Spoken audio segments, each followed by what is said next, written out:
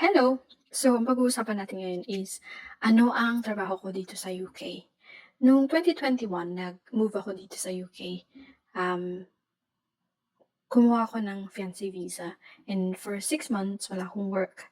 And after ko makuha yung visa ko, naghanap ako agad ng trabaho.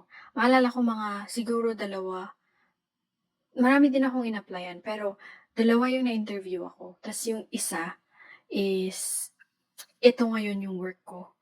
So, nag-apply ako kasi may nakita ako na opening sa, parang buyer, operational buyer. So, tinitingnan ko yung mga requirements and sabi ko, okay 'to sa'kin. So, nag-apply ako dun. And then, pagka-submit ko pa lang nung resume ko, may tawag na agad ako. So, tinawagan ako ng agency na gusto daw akong interviewin. So, na-interview ako online. Tapos, after ko ng interview, gusto akong interviewin ng face to face. Kasi that time kasi, bawal pa yung may mga lockdown pa dahil nga may COVID nung time na yun. So, Friday, nung in-interview ko ng face to face, pumunta ako ng office. And then, after ko ma-interview, yung interview parang very conversational lang siya. As in talaga nagkwentuhan lang kami. Tinanong lang kung anong ginagawa ko, tas yung ano yung expectations dun sa work and everything. Tapos, nakakatuwa kasi yung nag-interview sa akin, feel ko talaga na makukuha ko yung job. Talagang andun yung talaga yung feeling ko. Nangyari na din ba yun sa inyo? So ayun, na-feel ko talaga na para sa'kin yung job na yun. Tapos, sabi sa'kin nung hiring manager, sabi niya, "Oh sige, tawagan na lang namin ikaw 'pag nakuha ka." Sabi niya. As in, pagkatapos ng interview ko, kinahapunan, na-offer na sa'kin yung job. So, siyempre grabe talaga yung pagkabilis lang kasi parang kakakuha ko pa lang ng visa ko, ng spouse visa ko. Nag-apply agad ako. Parang isang week lang yung inantay ko. Nakuha na agad ako at tapos tsaka starting ko the following week na. So, wala talaga akong masyadong, hintay-hintay. Kasi yung in-applyan ko pala is parang operational buyer, pero for 12-month contract lang siya kasi magko-cover lang ako dun sa maternity. And then, pumasok na ako, nakapasa ako sa interview and everything, nag-start na ako. And then January ng 2022 na may nag-open na position, parang permanent position na, and nag-apply ako, and nakuha na ako for permanent. So, naging permanent employee ako after August, nag-start ako August, September, October, November, December. After 4 months na employee na ako ng permanent. And then, after nun, nag, um, nag-antay pa ako, and then may isa ulit na nag-open na permanent position na ito naman ay bilang isang lead buyer. Siyempre nung time na yun parang isang taon pa lang ako sa company, 2020 2020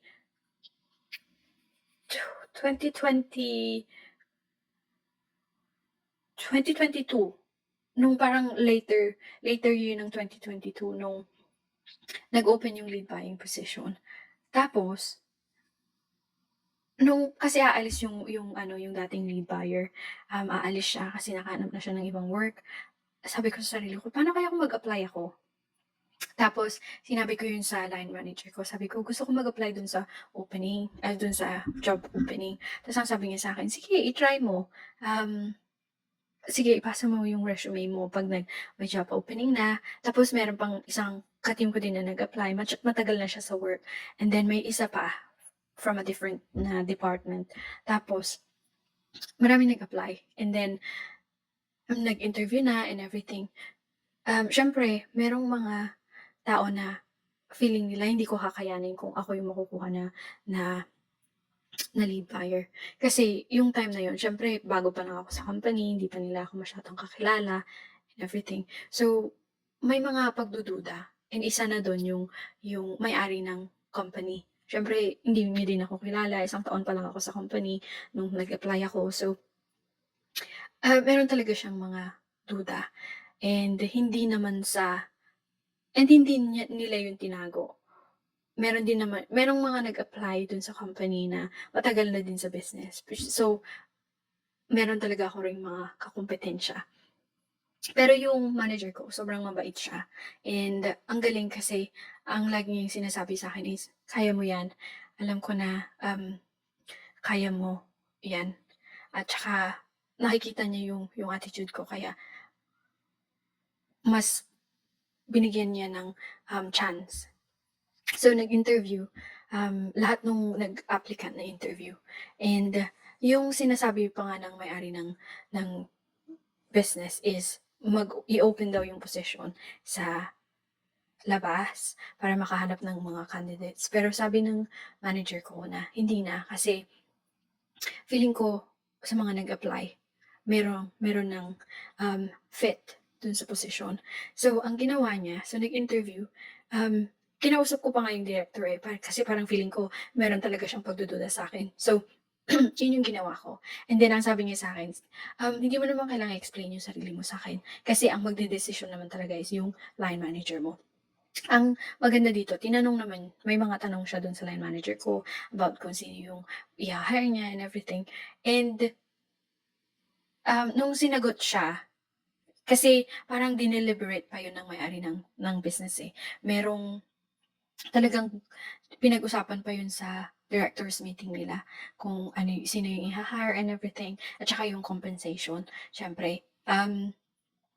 Ayun so after ng interview and dun sa sinagot ng manager ko yung mga tanong ng ng ng director, ang isa sa mga tanong na masasabi ko na o maalala ko is, ang tanong niya, paano daw ako, um, parang ano ang edge ko sa mga peers or sa mga katrabaho ko at saka yung sa mga other applicants. So, at that time nung although isang taon pa lang ako, marami na din ako naging achievements. Meron akong mga naging savings, mga 25% savings at saka meron akong ginawa na, may isang process ako na, um, hindi nadiskubre ng kahit sino sa, um, colleague ko na meron actually function dun sa system na ginagamit namin na puwede mong kopyahin yung PO.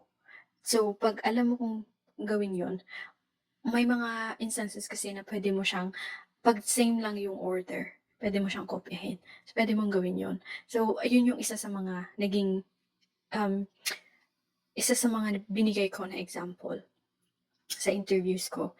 And after kong sagutin lahat ng tanong, mas naging clear sa mga directors na, okey, parang nagbigay na sila ng tiwala na magagawa ko yung trabaho. Siyempre, ang dami pang, sobrang laking pagsubok nun kasi ang mga naging candidate is matagal na sa business. So, ang daming mga marami sigurong masasabi and everything at saka ako pa na medyo tahimik ganyan. Feeling nila hindi ko kaya and everything. So ang nangyari, ang sabi ng director ako yung magsasabi kung sino yung naging successful sa role. So the following week, binigay na sa'kin yung trabaho and sobrang happy ko. And then after a few months na siyempre maraming mga challenges nung mga time kasi na 'to, pandemic, ang daming mga changes, ang daming mga pagsubok dun sa company and everything, na isa sa mga napansin ko talaga is walang consistency dun sa work. Ang daming ang daming mga dapat na fino-focus namin pero hindi namin ginagawa. Kasi previously hindi siya, naging focus or dahil kasi maraming mga iba't ibang pagsubok. So, ang naging unang role ko is parang ilagay yung team na meron kaming structure, na meron kaming fina-follow at ginagawa. And after a few months, as in, yung yung first impression sa'kin ng mga directors is nagbago. As in parang bumaliktad na kung dati meron silang duda, mas nagtiwala na sila, nakita nila na kaya ko palang gawin talaga yung job.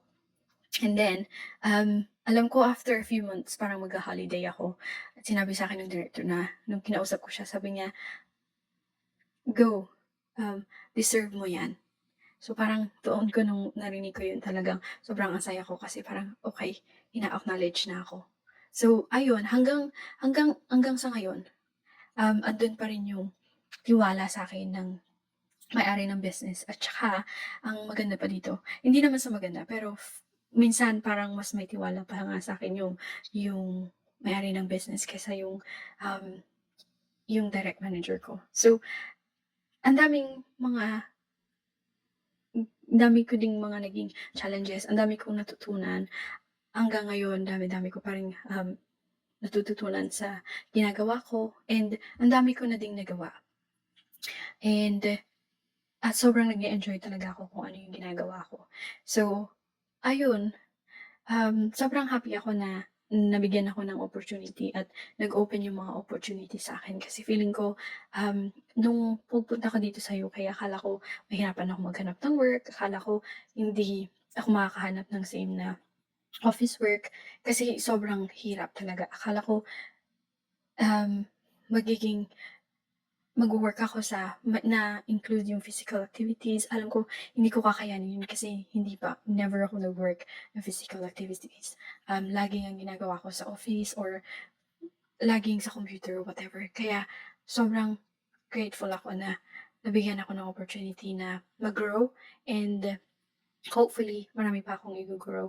So currently, ang dami kong mga projects na ginagawa kasi ako din pala yung naglagay ng processes dun sa business. Ako yung nag-i-implement, and propose at saka yung operations ng business. Yun yung yung pino-focus ko ngayon. At saka ang dami ding mga parang cost savings, yung mga gano'ng ginagawa. So, very fulfilling siya lalo na kung maraming mga projects. So, ayun, ayun lang. So, thank you for watching. Kung hindi ka pa nakapag-subscribe sa channel ko, please subscribe. Thank you so much. Bye!